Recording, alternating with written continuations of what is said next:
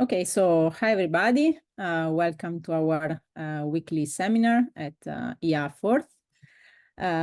Today we have the pleasure to have with us a well-known friend, Nick Loudas, from Princeton University. So let me introduce very quickly Nick. Nick is graduated in physics at the University of Crete in June of last year. And soon after, he moved to US to start as a PhD fellow at Princeton University. And during his university career, Nick has worked together with many professors and researchers on different topics even. And all this hard work led to 3 first author publication at this very early stage of his career, which is quite impressive.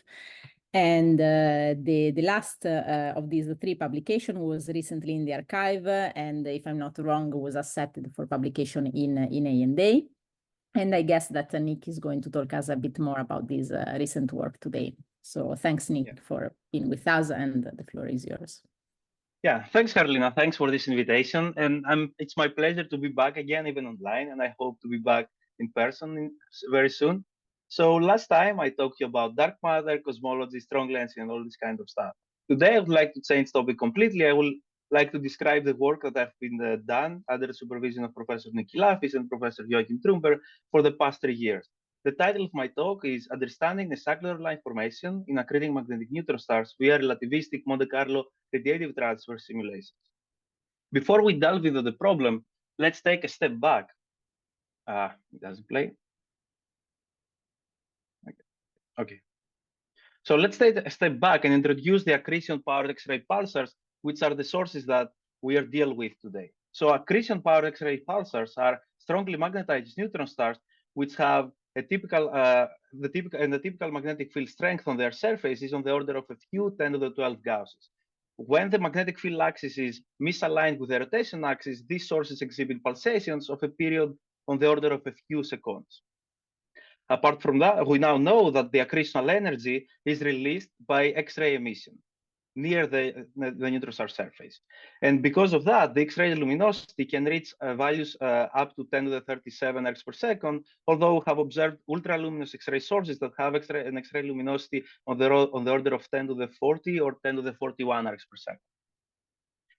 Now, in the general accretion picture behind this problem is the following. We have a neutron star, a strongly magnetized neutron star here, and a companion star. The companion star loses material, and the material is transferred on the accretion disk, which is formed because the 2 stars co-rotate around their center of mass. Unlike black holes, the accretion disk in neutron stars is disrupted far away from the star. The reason is that the magnetic pressure becomes dominant over the gas pressure or the Raman pressure, and therefore the plasma is channeled, gets attached to the magnetic field lines and is channeled all to the magnetic poles, as you can see in this figure here. You have some plasma, which you can see with yellow here, if we assume that this is the accretion disk. I don't know if you can see my pointer, actually. Can you see my pointer, Carolina? Yes, you can. We can. Oh, perfect. Okay, so if we assume that we have some plasma here, the plasma gets attached to the magnetic field lines at a distance which is roughly equal to the Alfvén radius, and gets attached to the magnetic field lines and is driven all to the magnetic poles. So this results in X-ray emission. This because the accreting plasma heats up the magnetic poles and creates hotspots. So because the magnetic field is strong, all plasma is accumulated in a very small area. So the accreting spot area, as you can see on the right side here, has an area that is less than 1 kilometer square, which implies that it's much smaller than the surface of the neutron star. And another important thing here is that this plasma is moving at a relativistic velocity. The free fall velocity just above the neutron star surface can reach values up to 0.5 or 0.6 the speed of light. This implies that the accretional energy per electron and proton pair is roughly 150 MeV, which is tremendous. And the first question that someone has to ask here is, what's the mechanism that decelerates this plasma? What kind of mechanism can decelerate the plasma before it hits the neutron star surface? Well, Basco and Sunaev asked the same question and consider the scenario in which radiation plays an important role and decelerates the plasma. So they calculated what's the minimum luminosity if we assume that you have an upward flux of photons because of the hotspot on the magnetic pole. And they did the following calculation. They calculated what's the minimum luminosity that is required so that the radiation pressure on the accreting material is such that it can decelerate the material before it hits the neutron star surface. They constructed a one-dimensional toy model, and as you can see on the right side here, they obtained a shockwave solution. According to their solution, the accreting plasma passes through a radiative shock. It's a standing shock wave, and the shock wave dissipates the ion's kinetic energy, and eventually the accreting plasma settles down in the post-shock region, having negligible velocity. They provided this simple formula here for the critical luminosity, which suggests that the critical luminosity in these sources is on the order of 10 to the 37 ergs per second. Later on, Mustukov et al. Generalized and advanced this calculation, taking into account the exact interaction between matter radiation in strongly magnetized plasma, which induces resonant effects and other effects that make the calculation a bit more complicated. They published this figure here, in which they show how the critical luminosity, which is on the x-axis, scales or depends on the local magnetic field strength, or in other words, on the cyclotron-line on the neutron surface. And they found that there is a dependence. Because of resonant effects, the matter radiation interaction is enhanced, and therefore the critical luminosity can become lower, depending on the magnetic field. Given the shock solution, we can divide the accretion pictures or the accretion regimes into two distinct types. In the low luminosity regime, the radiation is not important and doesn't play a major role in decelerating the plasma. So for that reason, two different mechanisms have been proposed for the deceleration of plasma. One of them is Coulomb collisions, according to which the accreting plasma penetrates the atmosphere of the neutron star, and because of Coulomb interactions, it gets decelerated. On the other hand, some other authors thought of the idea of the existence of a collisionless shock that gets excited and arises above the neutron surface, which is responsible for the dissipation of the ion's kinetic energy. So far, no one has looked into this problem for a plasma point of view, and I'm currently investigating that with Anatoly Spikovsky. So most probably you will hear the new results in a few months from now. However, on the high luminosity regime, in which radiation is important and plays a dominant role in the dynamics of the column, the deceleration mechanism is the radiative shock, as I described you earlier. Now, as regards the X-ray spectra that we observe in these sources, they have this simple formula that you can see on the left side here. They usually are described by a power law continuum, as you can see, for example, the green line, followed by an exponential high energy cutoff. And these kind of spectra can have been well explained by quantization models, in which you assume that you have a combination of bulk, a thermal quantization of soft X-ray bremsstrahlung photons that will lead to these two features in the spectrum. However, there are some other sources, like the one I show you here on the right side, the red curve, the red points, which, although have a similar continuum profile, they have some prominent absorption features in the spectrum, like this E0 absorption feature, E1, E2, etc. And so now we need to think, what are these line features? How are they produced? They are at quite high energies, so there must be something that doesn't have to do with the atomic structure of atoms. And let's see, in order to understand what these line features are, we need to take a step back and think of the electron's motion, or in general, the charged particle motion in a uniform strong magnetic field. In classical electrodynamics, we learned that electrons gyrate along the field lines at a characteristic frequency, which is called cyclotron frequency, and is proportional to the magnetic field, to the strength of the magnetic field in the local region. However, because we are dealing with strong magnetic field that reaches values up to the critical QED value, it's important to introduce quantum electrodynamics in order to describe the electron's motion. According to quantum electrodynamics, the electron motion is quantized perpendicular to the magnetic field, which gives rise to discrete energy levels.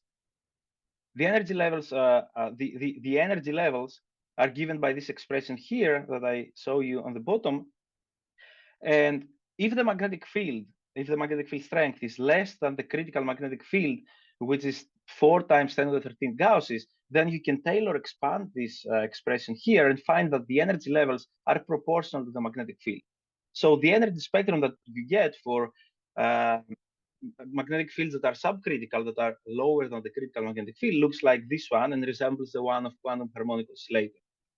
Two successive energy levels have an energy difference that is proportional to the magnetic field. Therefore, if there is a phenomenon that we can observe, such as the cyclotron lines that I will describe you earlier, we can robustly measure the local magnetic field strength. Now, since we have this this weird motion, if you want, or this quantization in the electron's motion, we need to describe the interaction between radiation and matter by using the magnetic resonance Compton scattering. In order to understand what this effect is, let's do the following experiment. Let's assume that we have an electron that is occupying an energy level equals C1, and let's hit, or let's send a photon to the electron that has energy that is comparable or equal to the energy difference between two successive energy levels. Then the electron will immediately absorb the photon and will jump to the excited state, to the energy state E2. But because this energy state has a finite lifetime, the electron will get de-excited, emitting a different photon at a different direction and potentially at a slightly different energy. This effect results in a strong enhancement of the optical depth and the cross section. So, in fact, the optical depth becomes extremely large when photons have energy around the resonant one and can become as high as 10 to the 6, the classical Thomson optical depth. Therefore, we expect to see some spectral features, some spectral lines or resonant features in the spectra of these sources, in the spectra of sources that have a strong magnetic field. And the spectral lines are the so-called cyclotron resonance scattering features. The first ever cyclotron line observed back in 1977 by Trumber and his collaborators in the X-ray source Hercules X1. They published this spectrum that I show you on the right side here, and clearly you can see an absorption feature at about 45 keV. Since then, over 36 cyclotron lines have been observed, and we know that the cyclotron lines are absorption features for several reasons that I'm not gonna talk you and analyze now, but we can discuss on that at the end of the talk. Even though we know what is the phenomenon that gives rise to these spectral features, we have no idea or what is the site of the cyclotron line formation. That remains an enigma, which prevents us from measuring robustly the magnetic field strength on these sources. Now, apart from these prominent features, the observers have found that there is a correlation between the cyclotron energy centroid, that is the centroid of the absorption feature, with the luminosity. For example, in this figure here, we see the spectra of the source V0332 plus 53 during an outburst. And by looking at the spectrum at different luminosities at different epochs, we can see that although the spectral similar, the centroid of the absorption feature tends to varies from spectrum to spectrum. This implies that there is a luminosity dependence. There is a variability because of the luminosity. And we know that low luminosity sources exhibit a positive correlation. Most of them exhibit a positive correlation between the cyclotron energy centroid and the flux, that is the luminosity, as you can see, for example, on the left figure here, while in the high luminosity regime, this positive correlation tends to become an anti-correlation, as you can see on the right side. And people have found that the behavior changes at about the critical luminosity, which is the luminosity above which you get a radiative shock above the neutron star surface. Now, for the rest of the talk, I'm going to talk about the high luminosity sources, and I'm going to try to explain and describe what are the possible scenarios for cyclotron line formation, as well as what are the explanations for this negative correlation. So we need to explain, using theoretical models, we need to explain two different things. First of all, we need to find prominent absorption features, which are the ones that we have observed. And second of all, we need to explain the negative correlation between cyclotron energy and luminosity. There are two proposed scenarios in the literature. One of them is the shock model, the radiative shock model, and the other one is the reflection model. Let's see what is the reflection model and what are the assumptions and how it tries to address this problem. So according to the reflection problem, the cyclotron-line is produced by reflection of the X-ray continuum that is emitted by the radiative shock on the neutral surface. Here I have included an illustration in which you can see that you have an accretion column, that it's the accreting material that has been accumulated by the accretion, and this is hot and emits radiation. This radiation can be reflected on the neutral surface, can illuminate the surface of the neutron and get reflected. And because you have a strong magnetic field, you can invoke resonance scattering to create this prominent absorption features in the spectrum. This model has the following assumptions. First of all, the authors have assumed that X-rays that are emitted by the column and the shock are mainly directed towards the neutral surface because they invoke the relativistic beaming effect. They assume that the photon-electron interaction on the surface is a scattering effect. And they assume for simplicity that the magnetic field is described by a simple dipole magnetic field. And their aim, of course, is to explain the formation of cyclotron lines in such objects and the negative correlation that has been observed as well. Now, how you can get in principle a negative correlation out of this model? Well, first of all, you need to use the result of Basco-Sunaev, according to which the height of the shock, of the radiative shock, increases approximately linearly with luminosity. But if you compare these two figures here, this corresponds to accretion column or to a radiative shock that is nearby the neutron surface, while in this one, the accretion column is huge and the radiative shock has been elevated at very high altitudes. If you have a radiative shock that is at larger altitude, it means that photons that are emitted by the shock and the column in general can illuminate a larger area on the neutron surface. And because you illuminate a larger area and you can reach polar angles that are close to the equator, you can actually sample different magnetic field values. The reason is that the magnetic field strength varies with the polar angle because the authors have assumed that the magnetic field is described by a dipole. And under the assumption that a dipole magnetic field exists in neutron stars, you can calculate the strength of the magnetic field on the surface of the neutron star as a function of the polar angle using the following expression. So intuitively, if you have a higher luminosity, then the height of a shock increases. By increasing the height of the shock, you illuminated larger and larger areas of the neutron surface, and therefore you sample magnetic field values that are lower because of the fact that you sample magnetic field values that are closer to the equator. Therefore, the average magnetic field that you get out of reflection tends to be lower as the shock height increases. This implies that this gives rise to an anti-correlation between the cyclotron line, which is the magnetic field at the radiative shock, and this gives rise to an anti-correlation between this value and the luminosity. In order to quantify this effect, the authors used the following expression, the expression that you can see down here, and they actually average the magnetic field over the beam pattern of photons that are emitted by the radiative shock. Therefore, they average the magnetic field value on the neutron surface using different beam patterns and assuming that the column size is different. And they obtain this figure that you can see here on the left side. The average magnetic field tends to correlate negatively with the height of the shock because of the effect that I described you earlier. And in doing so and playing with beam patterns, they managed to fit the observational data of the source B0332 plus 53, as you can see. And given how simple this model is, I would say that their prediction is quite good and fits the results impressively well. Although the prediction is a convex function instead of a concave, but it's good enough for their purposes. However, one has to think more carefully of this model, and if you do so, you find two major issues. First of all, we know, and I will show you my results later, that the accretion column and the radiative shock emits a fan-like beam rather than a pencil beam. So photons first of all, are not directed towards the neutron star surface only, but they have a broad angular range. And second of all, this implies that the total emergent radiation or the observed spectrum that we get is a combination of the reflected one and the one that comes directly from the radiative shock emission.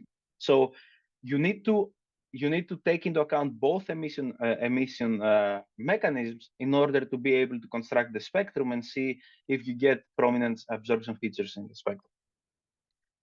Apart from that, we know that the electron photon interaction on the neutron surface is scattered.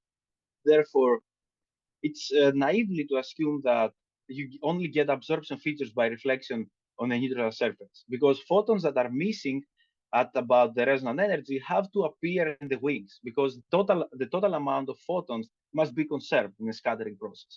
Therefore, although you have some prominent absorption features that may or may not be formed by reflection, you also get emission wings, emission lines, prominent emission lines that will alter the shape of the spectrum. Therefore, appropriate radiative transfer calculations are required in order to shed light on these issues. And that's what we did back in 2021. We developed a Monte Carlo radiative transfer code, and we calculated the reflected spectrum from first principles. In order to do so, we employed a simplified approximate magnetic resonance Compton scattering that we published in 2021, and which I'm going to analyze in a few minutes. We modeled the shock emission as a fan beam, and we considered different emission patterns to see if it affects the results. And we also played with the height or the altitude of the column and the shock in order to try to reproduce the anti-correlation and try to fit the data. So the main goal was to find the predicted correlation and check whether reflection produces a prominent absorption feature. So let's do this following experiment, which is the first experiment that we did.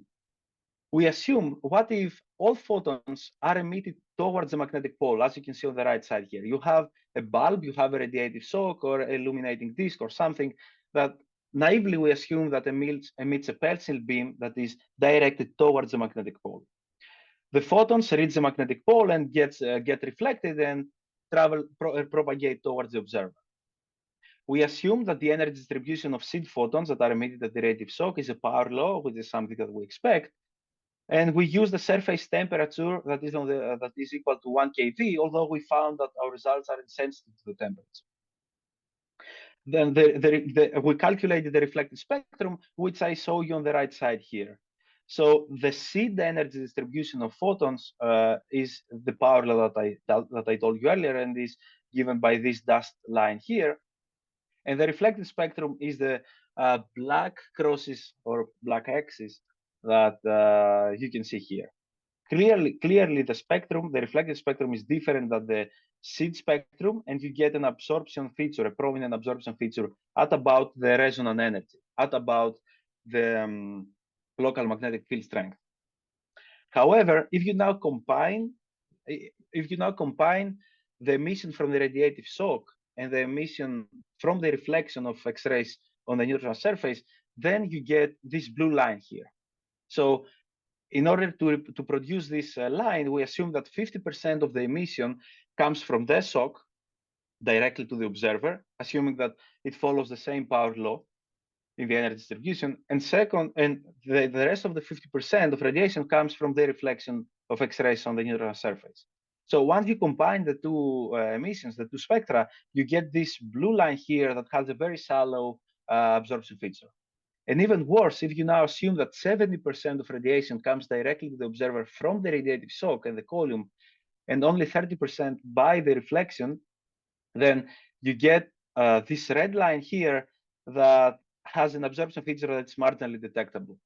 Therefore, the circular line that is produced by reflection is not prominent at all, just because of the fact that the emission from the radiative shock actually smears out the absorption feature that is produced on the neutron surface. But even if we naively ignore the emission from the shock and just assume that, if we naively assume the direct emission from the radiative shock and we assume that the shock emits as a fan beam and don't take into account any photons that are coming directly to the observer, then still, as I will show you now, it's not this model is not enough to explain the cyclotron-line formation. And let's do the following experiment. Let's assume that we have a sock, an illuminating disk, at a height equals to 10 kilometers, which is a typical height for a sock.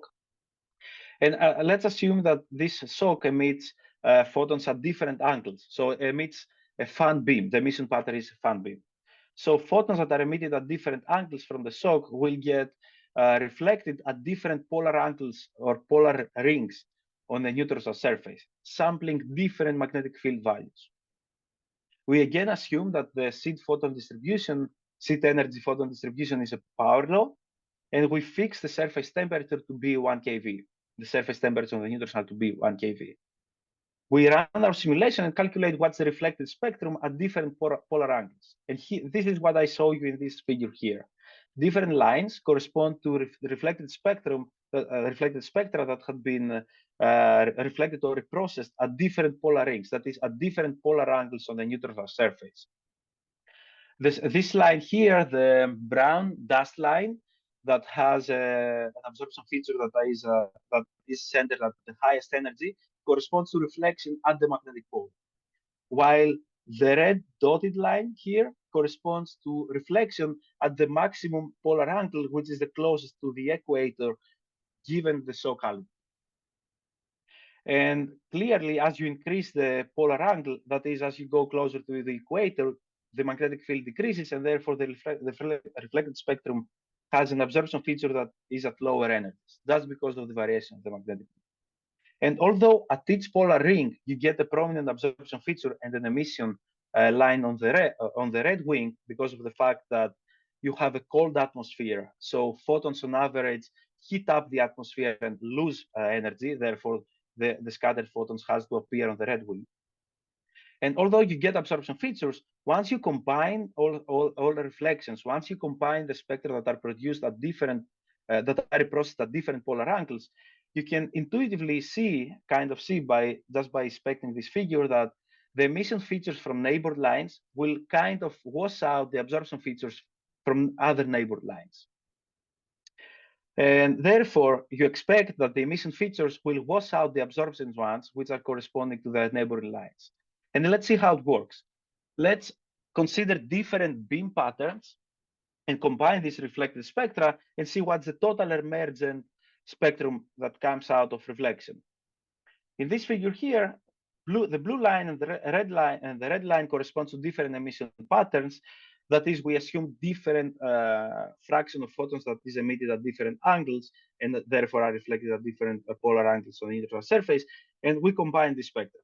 Clearly, the combined spectrum, the total emergent spectrum, has a prominent emission feature, or you can think of it as a power law at low energies, power law continuum, followed by a cutoff or a steeper power law. But the absorption feature that is formed, that is imprinted on the continuum, is very shallow, unlike the ones we observe in sources such as the V0332 plus 53. And we have tested different beam patterns, and we have found that the result or the conclusion is insensitive. So the conclusion is the same, that reflection cannot produce prominent absorption features. So because of this effect, because of having reflection on different angles, the total absorption feature that you get is shallow and maybe will be marginally detectable by observations. And now, if we still assume that we can observe, that we can detect and observe this absorption feature, if we have this sensitivity, let's try to play with the sock height, because so far I fixed the height of the sock to be at 10 kilometers. Let's see what happens if I change this height. We expect to get an anticorrelation because of the fact that if you increase the height of the sock, you illuminate a larger area on the surface of the neutron star, and therefore you sample lower and lower magnetic field values, and therefore lower and lower cyclotron-line.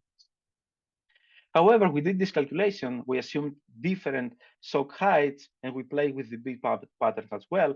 And as you can see here, the cyclotron-line that is imprinted on the total emergent spectrum is again shallow, even if you consider different heights of the sock. And the variability, the variation, if you vary the height from 1 kilometer to 10, which is an order of magnitude, then the variation in the cyclotron energy centroid is less than 1%. So you can see here, you start from 25 keV and you can reach at most 24 keV. So contrary to the proposed reflection model, the variation of cyclotron-line energy with the height of the shock, which correlates with the luminosity, is negligible. And therefore, let me summarize the main outcomes out of this work. So what we did was to derive the spectrum because of the reprocessing of photons on the surface of the neutron star, and contrary to the proposed model of Buchanan et al., we demonstrated the following things. First of all, we saw that the reflected spectrum when the reflected spectrum is mixed or is combined with the one that is coming directly from the radiative shock emission to the observer, the emergent spectrum has a cyclotron line that is very shallow, which is in tension with observations. And even if you're satisfied by these shallow profiles, then still you cannot reproduce the observed anticorrelation, because the anticorrelation that you get out of this model between the cyclotron line centroid and the X-ray luminosity is marginally detectable, is less than 1%, where the observations indicate a 25% variability. Therefore, the conclusion is that the surface of the neutron star is highly unlikely to be the site of the cyclotron line formation. And at this point, I would like to take a small break and ask you if you have any questions so far. If not, then I can just proceed. Okay, I don't see any questions, so I will proceed. So far I described you the scenario in which the cyclotron lines are produced by reflection on the neutron star surface, and I demonstrated that this scenario is highly unlikely to be the site of cyclotron line formation. So now we will proceed to investigate the remaining site candidate of cyclotron line formation, which is the radiative shock model. According to this model, the cyclotron lines are produced in the radiative shock in the accretion column. And just to remind you what's the geometry and the shape of the column, you have the accreting material that is coming from the accretion disk following the magnetic field lines and is free falling above the neutron surface. However, you get a strong radiative shock, radiative adiabatic shock above the neutron surface at a specific altitude, which is responsible for dissipating the ion's kinetic energy. And once the ions pass through this shock, this thin surface that you can see here on the left side, they settle down, having settled down in the post-shock region, having negligible velocity. Now, because the energy, the accretional energy of ions is released, most of this, actually 98% of the accretional energy is released at the shock altitude through multiple Compton scattering process, through Compton scattering between electron and photons. You expect that most of radiation that is coming out of this system, out of this column, will come from, or will originate from the shock. So you expect that the radiative shock dominates in the spectrum, because most of the energy of the accretional energy is deposited to photons at this altitude, while is deposited to photons while electrons and ions pass through the shock. And the electrons that are remaining, that are settled down in the post-shock region, although they are hotter, their energy is not high enough so that to dominate the emission. And therefore, a basic assumption of this model is that the shock dominates in the radiation, in the spectrum that is produced by the accretion column. Now, because you have both bulk motion of the free-falling electrons, a thermal motion in the post-shock region, and you have photons that are trapped at the shock, you expect that you will have bulk and thermal condensation, the combination of these two effects at about the shock altitude. And therefore, you can invoke the first-order Fermi energization of photons that crisscross the shock multiple times while they diffuse perpendicular to the accretion column. And Kilafis et al. Showed back in 2014 that in this way you can explain the continuum of these sources. You get naturally a power law and a high energy cutoff by invoking bulk and thermal condensation. Now, someone has to ask the question: what if you include resonant Compton scattering? Will it alter the shape? And Therefore, if you have resonance scattering, will you also get the cyclotron lines that we expect to see, and that we see in the spectra of these sources? Well, so far, no one has looked into this problem from a quantitative point of view, conducting quantitative radiative transfer simulations, and that's motivated us to develop a Monte Carlo simulation in order to address this problem. And that's what we did. So for simplicity, we consider that the column is a cylinder, that is, we consider that we have a filled cylinder of plasma, and we assume that the radiative shock, is at the altitude h and is thin, and we treated the shock as a mathematical discontinuity. Therefore, given this assumption, or given this choice, we will have a two-zone model. Above the shock, we have free-falling electrons that are moving at the bulk velocity, which is 0.5 or 0.6 the speed of light, while below the shock, we assume that all electrons have been thermalized and their velocity, flow velocity, is negligible. Because you have a strong adiabatic radiation-dominated shock, therefore, the velocity, the jump in the velocity is 1/7, and therefore, the flow velocity will be non-relativistic and negligible. Now, I describe you what are the electrons. So in order to model the electrons in the post-shock region, we use the relativistic Maxwellian energy distribution along the field lines. So that is in one-dimensional Maxwellian distribution, because perpendicular to the magnetic field, the electrons are quantized and therefore are cold. As regards the density jump, as I told you earlier, just out of the mass conservation argument, the density has to increase by a factor of 7 if the velocity decreases by a factor of 7 across the shock. We assume for simplicity that the magnetic field is uniform and along the z-axis, that is along the column. And that's a sound approximation, that's a sound choice, because of the fact that the radiative shock is thin. So most of photons are trapped and diffused perpendicular to the magnetic column at the shock altitude. Therefore, they see or they experience a uniform magnetic field. And in order to do our calculations and conduct radiation transfer, we use the simple prescription that I will describe you in a while, the simple resonant complex scattering prescription that we published, and I will describe you in a while.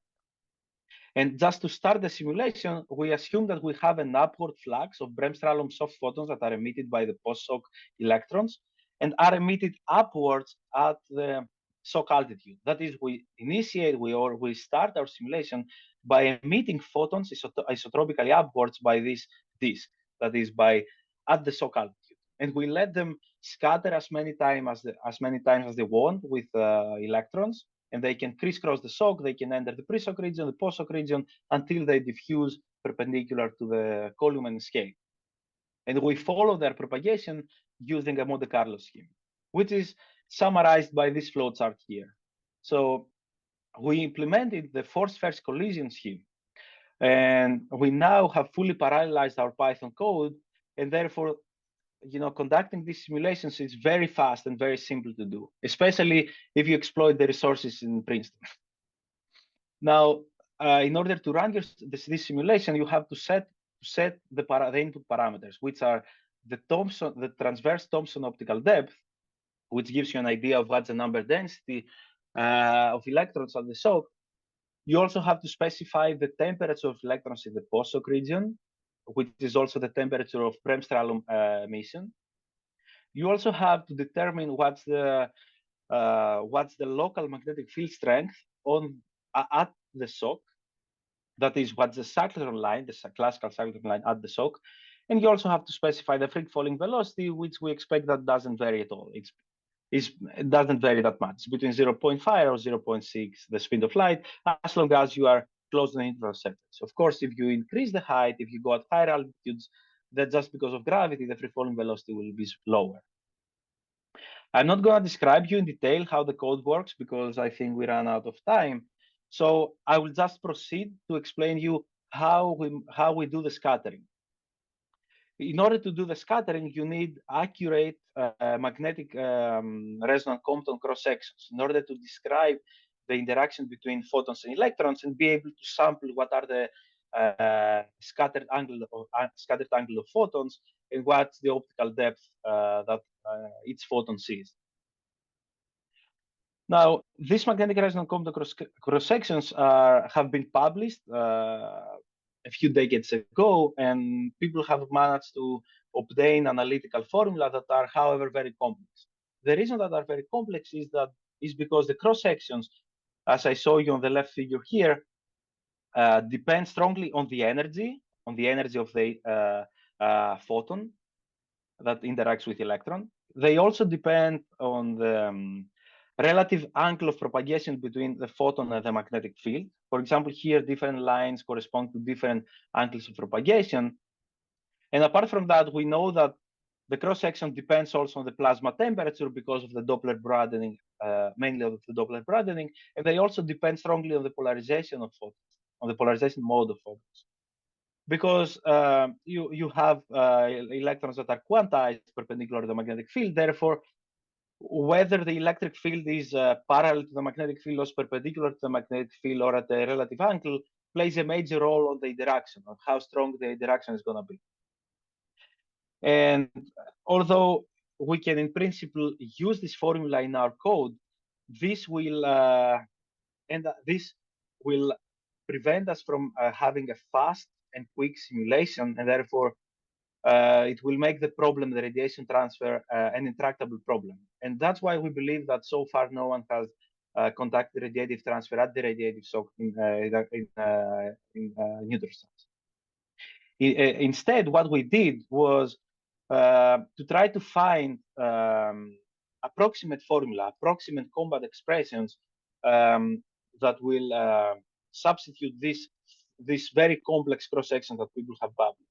The motivation behind that was that most of cyclotron lines that have been observed are at energies that are much less than the rest mass energy of an electron, which is 511 keV. This implies that the magnetic field strength is much less than the critical magnetic field.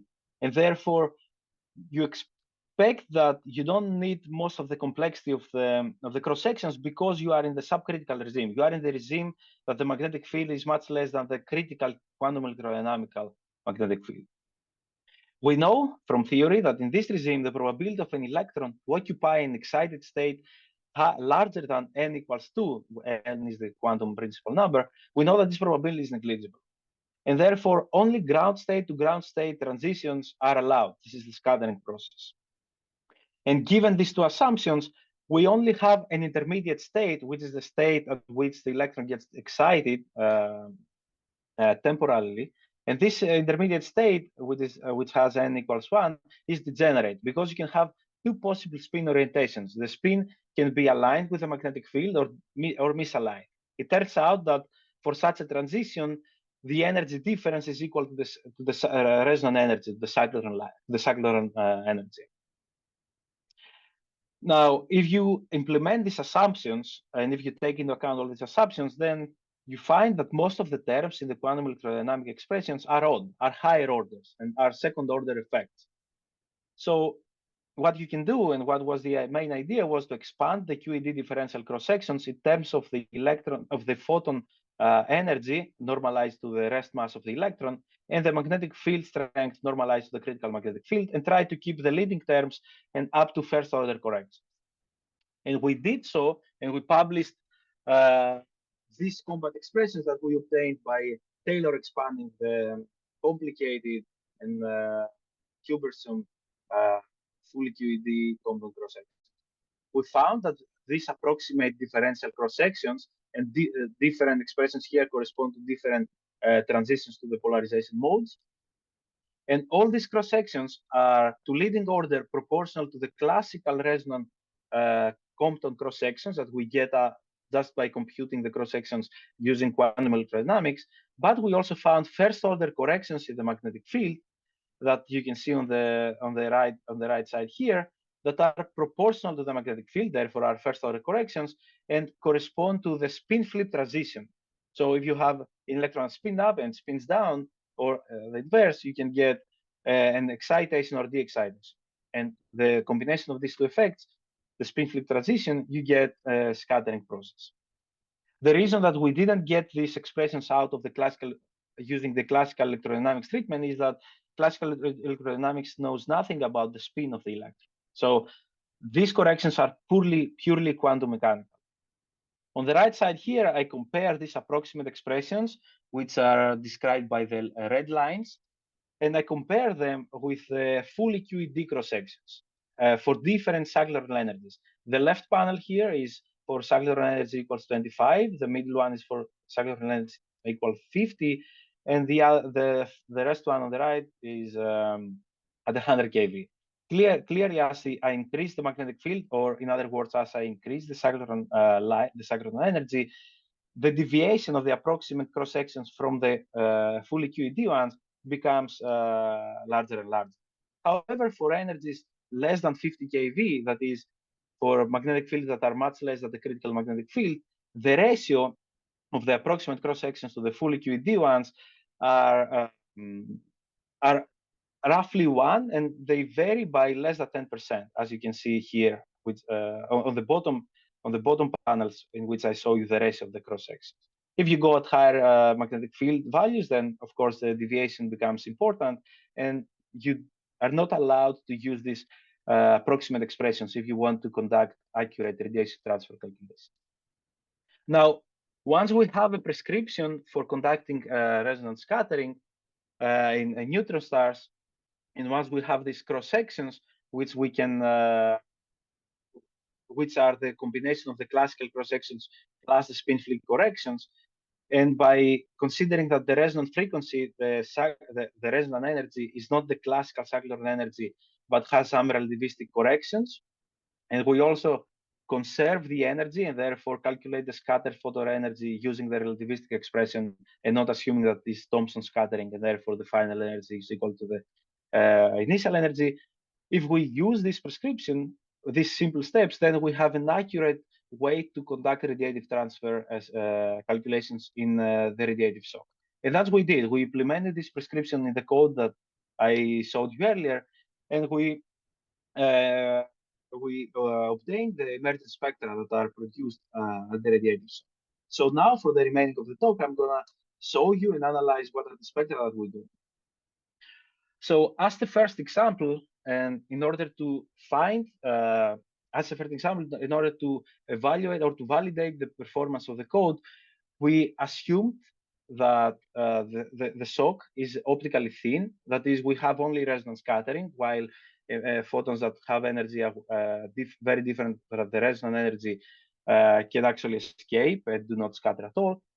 And for simplicity, in the beginning, just to test the code, we consider that the free-falling electrons have non-relativistic velocity that is equal to 0.05. We assume that the Bremsstrahlung emission, that the emission of photons by the post-shock region is Bremsstrahlung, and I show you here on the right side what are the seed photon energy distribution is the black dust line, and we conducted or we ran our code for assuming different transverse optical depth values from 0.01, which is the blue line, up to optical depth equals 1, which is the green line, just because we wanted to remain in the optically thin regime. We found that the continuum is not altered significantly because we are in the optical thin regime, but we get prominent absorption features at about the resonant energy because of the resonant scattering. And the depth and how prominent the absorption feature is depends on the optical depth. The higher the optical depth, the deeper the absorption feature is. But because this is a scattering process, photons that are missing by the at about the resonant energy appear on the wings, the red wing and the blue wing. Now, once we have verified that the code works properly and produces these absorption features in the spectrum, we proceeded to calculate the spectrum for realistic set of parameters. So we conducted radiative transfer calculations in the optically thick regime, using a mildly relativistic velocity for the free-falling electrons. We fixed this velocity of free-falling electrons to be 0.6 the speed of light, which is a sound one for neutron stars. And here I show you, first of all, the seed photons, which follow a Bremsstrahlung distribution and is described by this black dust line, while the colored lines here are the emergent spectra corresponding to different optical depth values. The green one corresponds to optical depth 1, while the magenta one corresponds to optical depth 5. The spectrum, the spectra, although they have different absorption features, they tend to be described by the same spectral features. You have a power law continuum at low energies, followed by or disrupted by an absorption feature, a prominent absorption feature, wide and deep absorption feature at energies lower than the cyclotron energy, and I will describe you in a minute why. And because these photons are missing by at the energy at which the cyclotron lines are centered, these photons are gain energy because of the crisscross of this at the SOC, because of the first order Fermi energization, and they escape in the wings. So they get enough energy so that to escape in the blue wing. And therefore, they form this bump-like feature at higher energies than the absorption feature. And this bump feature is eventually followed by a exponential cutoff, very high energies. Now, these results indicate that there is significant energization of soft photons because we start with this energy photon distribution, and we get these hard X-ray tails at very high energies, which is because of the resonance scattering process that enhances matter radiation interaction and therefore enhances the crisscrossing of photons across the SOC, allowing them to gain enough energy and escape in the blue wing. However, there is a fundamental difference between, if you compare these spectra with the ones in the non-relativistic regime. Because the main difference is that the absorption features are centered at lower energies than the resonant energy, the local resonant energy. And this difference is at about 20 to 30%. The reason is the following. Because you have electrons that are free falling above the SOC, and you know that photons undergo resonance scattering if they appear in the bulk frame, in the electrons frame having the resonant energy, they get resonance scattering. However, because you have initially an upward flux of photons, the photons will be Doppler boosted if you want to go from the lab frame, that is from the SOC frame, to the bulk frame. And therefore, they will appear to electrons, or electrons will experience these photons as if they had larger energies. Therefore, if you want a photon to have an energy that's equal to the resonant energy in the bulk frame, then you need a photon that has a lower energy, lower than the resonant energy as measured at the lab frame. And therefore, only photons that have energies lower than the resonant energy will undergo resonance scattering, and therefore will be missing in the spectrum and will appear in the wings. That's why you get a red-shifted absorption feature. And this implies, and this is important for the observers because it implies that if you want to measure the magnetic field strength by detecting cyclotron lines, then you need to take into account this red-shifting effect because of the bulk quantization. Otherwise, you underestimate the local magnetic field strength. Now, we can play with our code and change, for example, the temperature of electrons in the post-SOC region. For example, on the left side here, I have decreased the temperature from 10 keV to 2 keV, and the results, the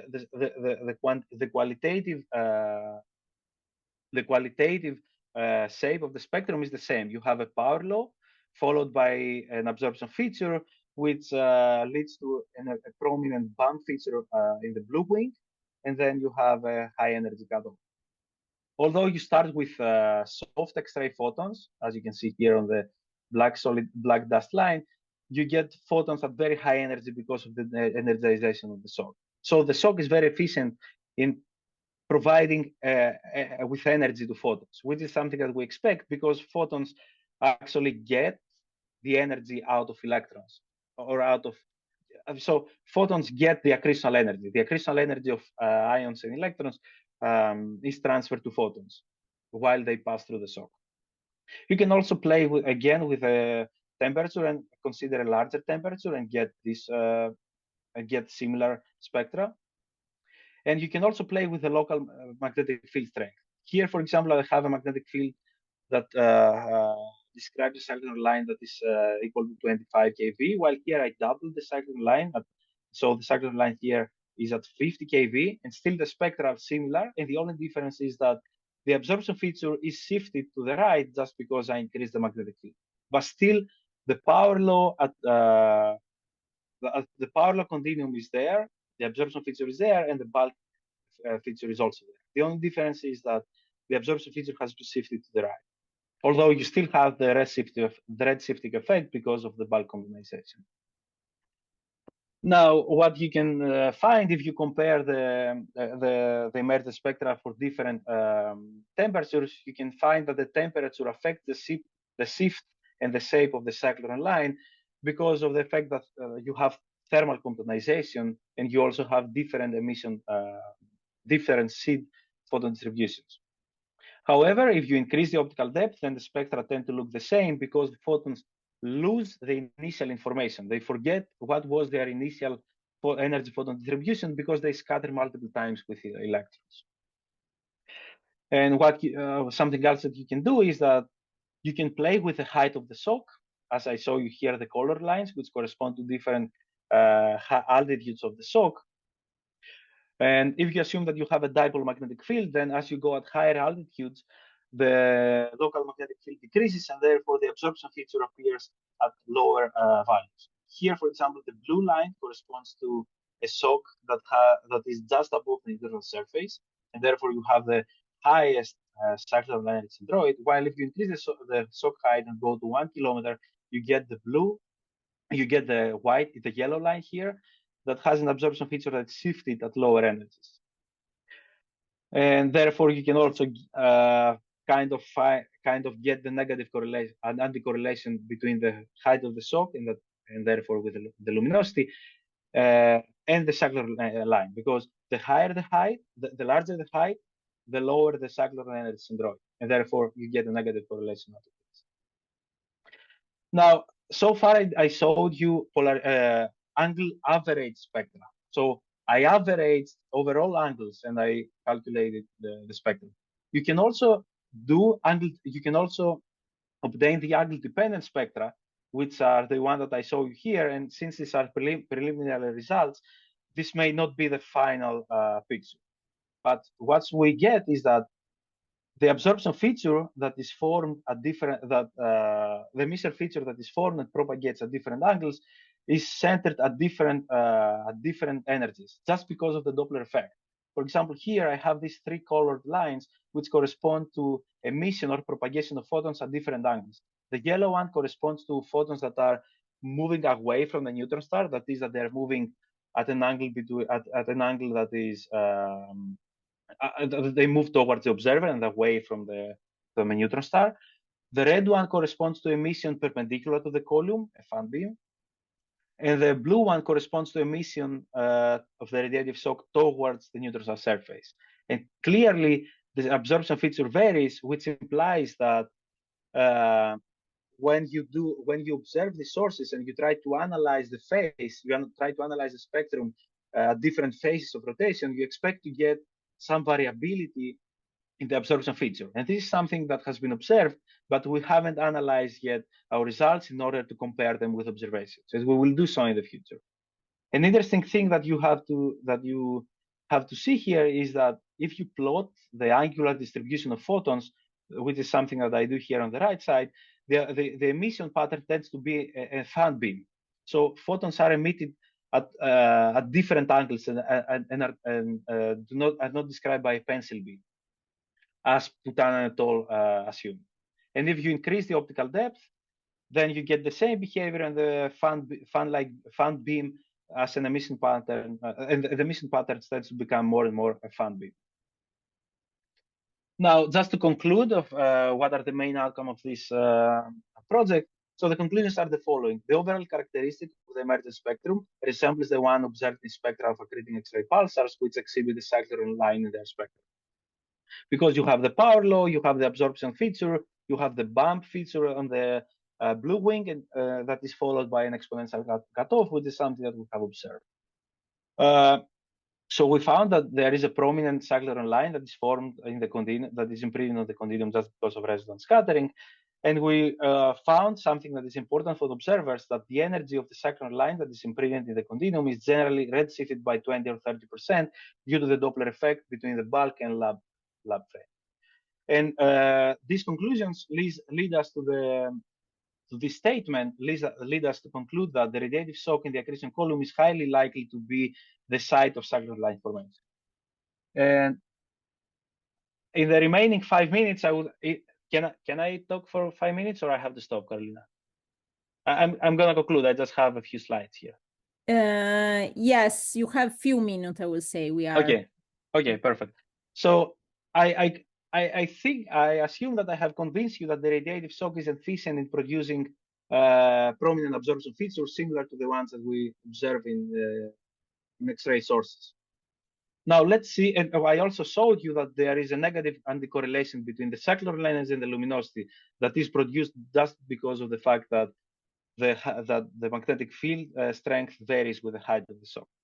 So if you combine these two effects, so if you assume that the height of the shock scales linearly with X-ray luminosity, which is something that Ban's question I've proved, and if you use or if you employ a dipole magnetic field, then you get an anticorrelation of this, which is also something that we produced with our simulations. However, Putanen et al., when they published their reflection paper, they did the following claim. They claimed the following. They said that the rate of change of the cyclotron energy with luminosity is way larger than the observed one because the magnetic field dependence on the radius, that is on the height of the shock, is very strong. So the magnetic field dependence on the radius is very steep, and therefore this poses a question of whether the radiative shock is consistent with observations. Because of this thing, and because we found that the radiative shock produces prominent absorption features, we decided to take a closer look at the physics that is evolved. Because although you have the dependence of the height on the, because although you have the dependence of the cyclotron line, as you can see here, on the height, just because of the on the dipole magnetic field, we also found that you have relativistic corrections that you have to take into account. For example, we have the special relativistic correction that we have to take into account in calculating the centroid of the absorption feature.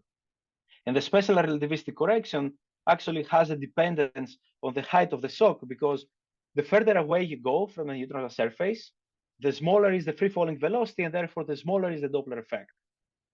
Apart from that, if you want to compare your results with observations, that you have to take into account the general relativistic effect, which is the gravitational redshift, which also has a dependence on the height of the shock. If you take this into account and try to write down a simple analytical formula, which is what we did in a paper that we have submitted, and it's gonna appear on arXiv soon because we got a positive referee report.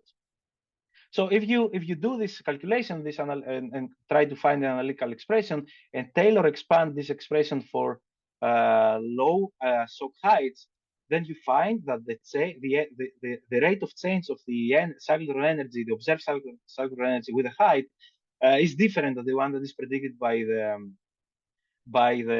dipole magnetic field, by the standard model. For example, if I turn off the relativistic corrections, that is, if I set the Schwarzschild radius to be 0, the slope in the dependence of the cyclotron energy with height is equal to -3, and this is considered steep. However, if I turn on the relativity and I set the radius of the Schwarzschild radius, the ratio of the Schwarzschild radius to the radius of the neutron star to be 0.4 or 0.5, then this slope becomes 3 times smaller. For example, by setting this quantity equals to 0.5, you get a slope that is equal to -1 instead of equals by -3. Therefore, in this way, you can smooth the anticorrelation. And this is what I show you in this figure here. So the standard model, the standard scenario, predicts this steep anticorrelation between cyclotron energy and height of the shock. But if you turn on relativity and you assume different values for this quantity, for the ratio of the Schwarzschild radius to the radius of the neutron star, you get a much smoother anticorrelation. The blue line corresponds to this quantity that is equal to 0.4, while the red one to 0.5. Therefore, in this way, you can implement this new analytical expression to data and fit the data. And we have found, as you can see on the right-hand side here, that our model, which is this black solid line, passes through or intersects the data in the supercritical regime, and you get the fitting parameters are reasonable. So you get the Schwarzschild radius divided by the neutron star radius to be 0.49, which is a bit larger than the one we expect in neutron star, which is 0.42. But given the assumptions and the simplicity of this model, I think that that our model fits impressively well the data and alleviates the tension between observations and the theoretical radiative shock model.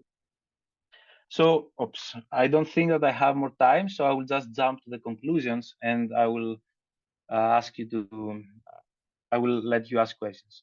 I cannot exit for some reason. Anyway. Okay. Thank you very much, So, Nick. yeah, let me just show you my conclusions. And so these are projects that we want to work in the future. For example, obtain the angle-dependent spectra and correct for the gravitational bending in order to be able to compare our results with the pulse profile. We want to conduct polarization-dependent radiative transfer, which is important for the upcoming polarization surface. We want to model more robustly or more properly the shape of the shock, which tends to be a paraboloidal-like, as radiation MHD simulations have indicated.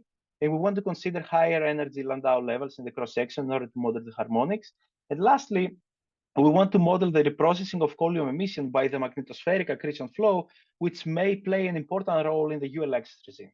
And also, we want to collaborate. Actually, I have started collaborating with a group at the Institute for Advanced Studies and a group at the CCA, at Princeton Institute, in order to couple our Monte Carlo radiative transfer code with the radiation MHD simulation of Theta++ and try to solve the problem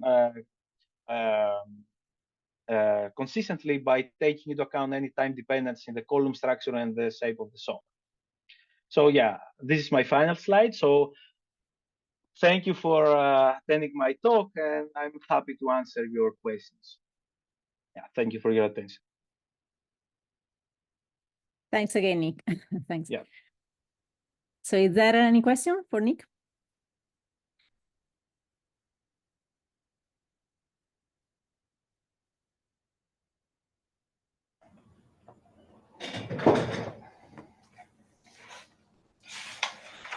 Maybe I can say something. Mm-hmm. Okay. Hi, Nick. That's a very interesting work. And I think it fills a gap that now is present in the accreting pulsar community. So it would be very, very, very good. But, you know, if you want your work to be cited and to model to be validated, what you need is to be able to fit the observations and make people use your model. And I agree. Most people that do X-ray binaries and X-ray spectral fitting uses this expect software. Yes. So have you thought of trying to implement your model so that people can use it in a very easy way, which is just, you know, by fitting certain parameters? I don't know how whether this will be easy in this case, because I understand that you don't solve any analytical, you don't have any analytical solution, but it's a Monte Carlo simulation. So this implementation becomes more difficult, I guess. But have you thought about that? Yeah, so if I had more time, I would do much more stuff. As you can see, there are many ideas on the table that we have to work out. And in order to be able to fit observations, first of all, we need to treat or to handle the shock profile much more robustly. And that's why I want to couple our code with the radiation MHD. But if we assume that our model is good enough to fit observations, and by fitting observations, I mean that we need to obtain the angle-dependent spectra, the pulse profile, and try to fit the spectrum by using the angle-dependent spectrum and not the angle average, because what we observe is an angle-dependent spectrum, right? So under this assumption, that would be impossible to fit observations in the past because the code was slow. The code was a serial job. Now that I have parallelized the code runs very fast. And because we have 4 pre-parameters, what one can do is to run a bunch of simulations using the cluster here in Princeton. And by running a bunch of parameters and sampling the parameter space of these 4 parameters and getting the spectrum or obtaining the spectrum for many different sets of parameters, you can train a neural network that will act as a fitting method. So you will train the neural network to obtain the emergent spectrum just by setting the input parameters, and you will train this neural network using your spectra, using the spectra that we get out of Monte Carlo simulations. And by doing so, then we'll have a direct way to fit observations and extract information about the parameters or the conditions in the accretion column. That's something that I have thought of it, but since for my thesis I'm working on completely different stuff here in Princeton, I don't know if I have time to do that in the future. But I would be happy if there is any other grad student or other grad student that would be happy to lead this project, and Professor Nicky Lapis and I would be happy to co-supervise and provide with our expertise on the radiative transfer. Okay, thank you. Yeah, but it's something that I have on my mind, because I know in order to convince observers that our results are good, I need to fit the spectra. But this is something that is difficult. You can do it with a parametric model, but parametric models tends to be not physical because they have many parameters so that to be able to fit the spectrum. We managed to produce the similar spectral features with the ones that are observed just by using 4 parameters, the simplest parameter. One of them is the free falling velocity, which is fixed in accreting neutron stars, more or less. So you only play with 3 parameters: the magnetic field strength, the Thomson optical depth or the number density of electrons, and the temperature. With only 3 parameters, you get the same spectral features that you observe without having to include many different theoretical models. Okay, I see many more hands up here. Felix first. Yes, hi Nick. Yeah, can you hear me? Thank yes. you. Thank you for the very nice talk, very comprehensive. I think you explained it very well, even to someone like me who's not an expert or doesn't work in this field. So my question is, I think you've convinced me by now that for high luminosity sources, so they're above this critical luminosity, that the radiative shock will form, and this will be the site of this cyclotron-line formation. What about the lower luminosity sources? I think you were about to say that at the end, but you skipped over it. So yes, I had some slides just in case that we have time, but I never have time, so I always skip this part when I talk about these results. So the cyclotron lines are still formed in these sources, but you would not expect the radiative shock to form in this case, right? So I agree. I agree. Yeah. So the idea behind that is that the cyclotron lines are formed just above the neutral surface at the hotspot. There is no consensus in the community whether, first of all, the deceleration of the plasma happens through a collisionless shock or in the atmosphere of the neutron star. But there is a nice model that have been proposed by Stokov et al., in which they do the following thing. They say that radiation is not important to decelerate totally the material above the neutron surface, but is high enough to alter the velocity profile. The higher the radiation pressure, although you don't get a radiative shock, but the higher the radiation pressure, the lower the local velocity, flow velocity of plasma. Here, for example, in the low luminosity regime, you have accretion of plasma that reaches the neutron surface having velocity equal to the free falling velocity. So because of the Doppler effect, because if you want to do resonance scattering in the bulk frame, then you have to use this formula here. And therefore, because of the Doppler effect, you will get a cyclotron line that is shifted to the left, that is redshifted. Let's say this alpha, this A spectrum here. However, now if you turn on radiation, so if you increase the luminosity a bit, then the velocity of electrons just above the neutron surface is smaller. Therefore, the Doppler effect is smaller. And if you have a smaller Doppler effect, the redshifting effect is lower, and therefore the cyclotron line will appear at higher energies. So if you increase the luminosity, you decrease the Doppler effect, and therefore you shift, the cyclotron line to the right at higher values. And in this way, you get the positive correlation that has been observed. This is the result of the Mustukov et al. Model. No one has tried to calculate the spectrum out of this, and we are in the process of calculating the spectrum with a student in Crete. Some people have done radiation transfer, using a radiation MHD, obtaining a radiation MHD solution, but I'm not convinced that, first of all, these are the final results because the spectra look quite noisy. And second of all, they didn't consider the variation of the cyclotron line with the luminosity at all. And this is something that we want to do. Yeah, I hope I answered your question. Yes, thank you. Okay, so Yorgos and then Ilias for one last question. Mm-hmm. Oh, hi.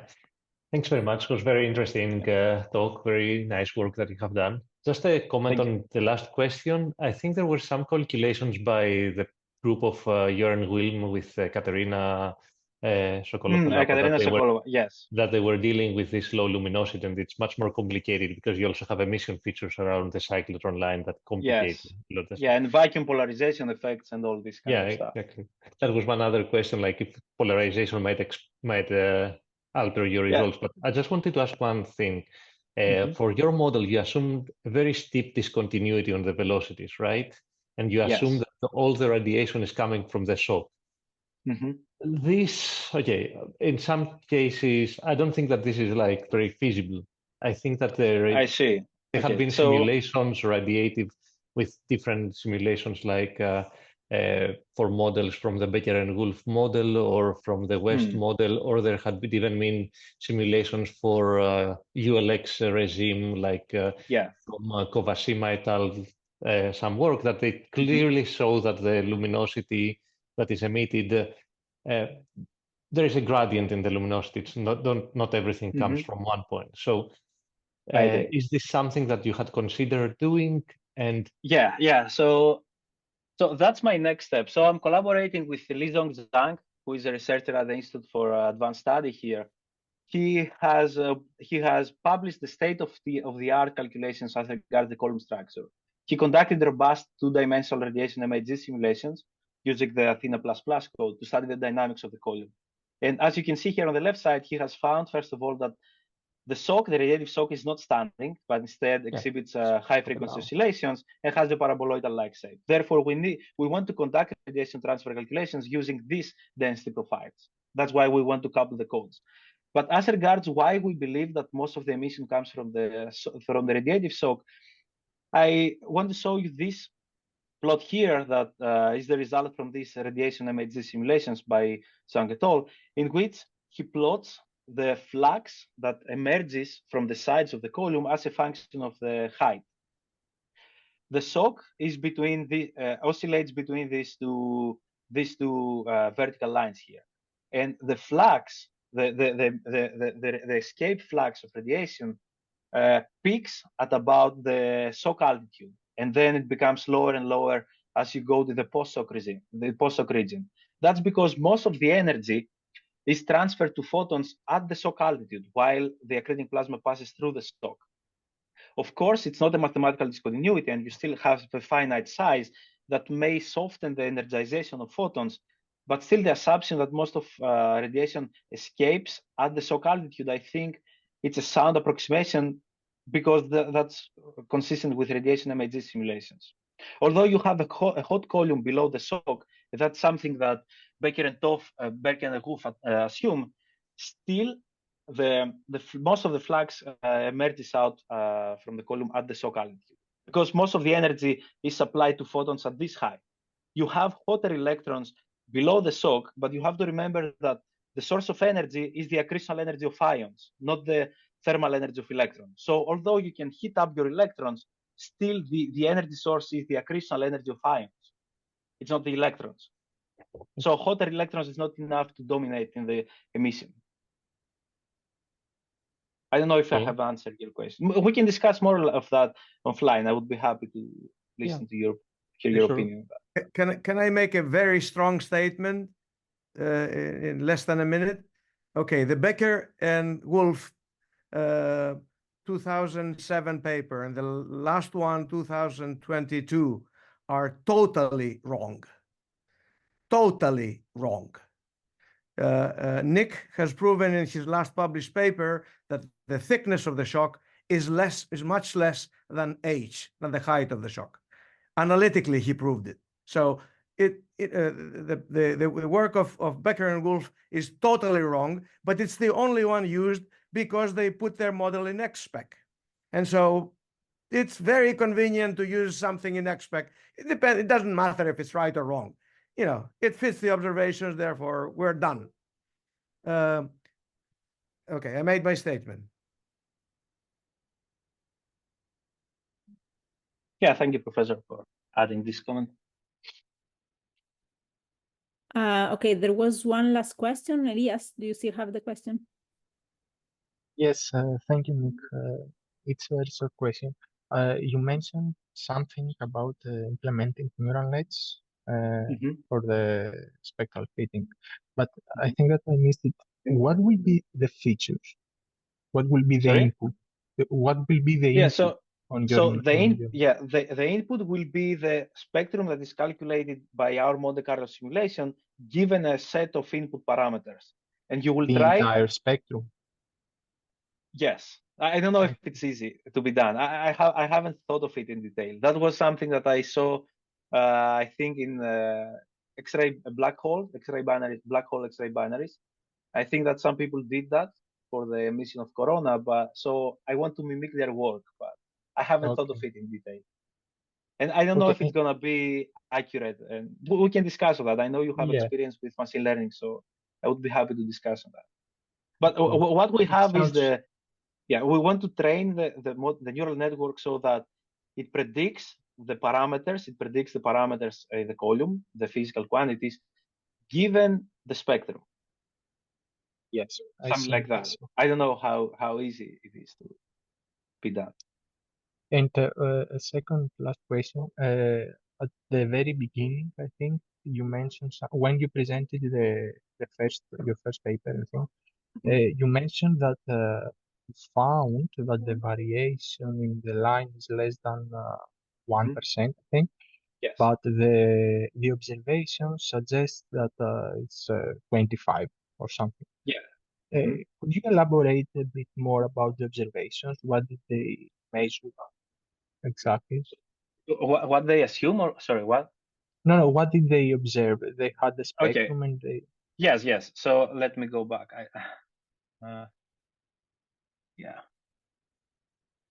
So they find the spectrum, for example, for this source, and they fit the continuum and the absorption feature as well. So by fitting the absorption feature, they assume that the absorption feature follows a Lorentzian or a Gaussian profile, which might not be true because the profile is asymmetrical. But let's assume for now that it's symmetric and follows a Lorentzian or a Gaussian profile. So they find the cyclotron-line centroid as a function of the flux because they observe the source at different epochs during the giant outburst, and therefore they have some data which I show you. Here on the right side, they have this data. They have the center of the cyclotron line as a function of the bolometric luminosity, or of the flux, if you want. And if you see here, if you try to just do a back of the envelope calculation and find what's the variability of the cyclotron line energy with respect to luminosity, it's something like 20 to 25%.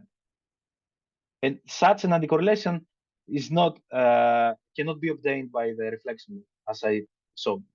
So here you go from 30 to 24, and in the reflection model, you go from 24.8 back to 24.1 or 2. It may not be detectable if you have an instrument with a sensitivity 0.5 kV. Yeah. It's only one source that they... No, there are a couple of sources. For example, most of sources exhibit a positive correlation because the luminosity is subcritical, is low luminosity. But the high luminosity one exhibit a negative one. And here I have another source, for example, this one, that has both the positive correlation followed by a plateau at about the critical luminosity, and eventually it exhibits a negative correlation. So we have now observed, it's a very recent observation, the whole behavior from positive to negative. Now, why at very low luminosities you have, again, a negative correlation? That's something tricky, nobody has explained. People have thought of variations in the atmosphere of the neutron star, but it's not clear. Unless you obtain the spectrum, you have no idea whether you get this negative correlation or whether you have some other washing out effects. But there are a couple of sources that that exhibit this kind of anti-correlation. Okay, thank you. Yeah. Okay, thank you very much, Nick. Again, I think we should stop here. We went a bit long. Yes. So if you want to ask Nick more questions, just email him. Yeah. So thanks again for the invitation and for your patience until I finish my talk. It was a long one, sorry. That was a very thorough talk and explanation. So thanks, Nick, again.